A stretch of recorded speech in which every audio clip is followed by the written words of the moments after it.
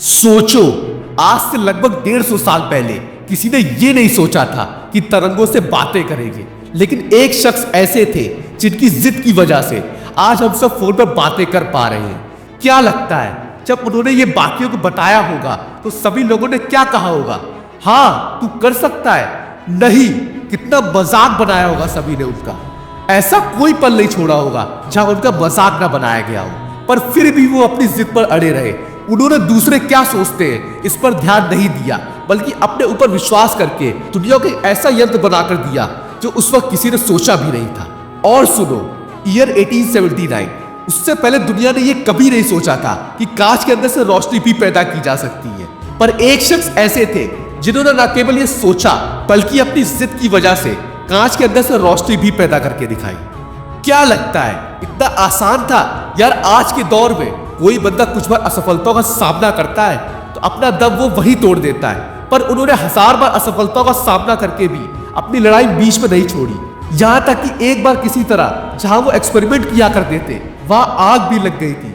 सोचो, जिन्होंने अपनी मेहनत को अपने सामने जलते हुए देखा तो क्या बीती होगी उन पर उस वक्त। लेकिन फिर भी उन्होंने दोबारा प्रयास किया और दुनिया को एक ऐसा इन्वेंशन दिया जिसके बारे में कभी किसी ने सोचा भी नहीं था।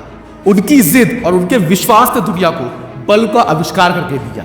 एक और बात सुनो, साल 1899 जब दो भाइयों ने यह सोचा कि हवा से बातें करेंगे तो लोगों ने क्या उनका मजाक नहीं बनाया होगा? भर भर के मजाक बनाया होगा।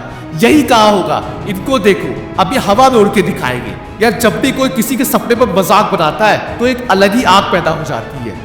ये लगता है कि अब तो बिल्कुल करके दिखाना है। इसी तरह दो भाइयों ने अपनी जिद और अपने ऊपर विश्वास करके साइकिल के स्पेयर पार्ट से दुनिया को एक ऐसा यंत्र दिया जिसकी किसी ने कल्पना भी नहीं करी थी। उस यंत्र का नाम था एरोप्लेन। तभी कहते हैं, अगर तुम कोई चीज सोच सकते हो तो भाई तुम उसको बिल्कुल अचीव भी कर सकते हो।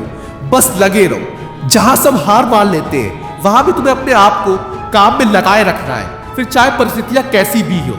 मत विश्वास करो दूसरों की बातों पर, वो थोड़ी नहीं जानते तुमने कितना सब कुछ झेला है अपने सपनों के लिए। बस थोड़ी और कोशिश करते रहो।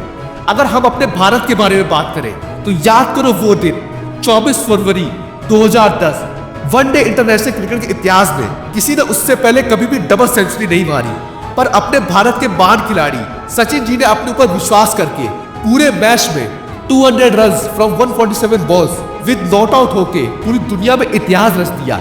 Always remember, whatever you can think you can achieve that also.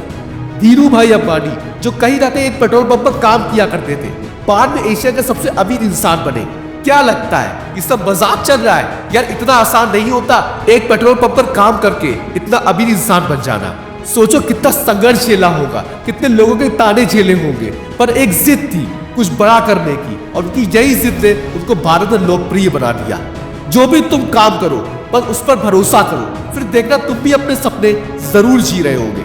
अगर दिक्कतें आए तो कभी भी घबराना मत, कभी भी डरना मत, कभी भी रोना मत। बस ऊपर वाले पे विश्वास रखना, क्योंकि वो कुछ भी करेंगे अच्छा ही करेंगे।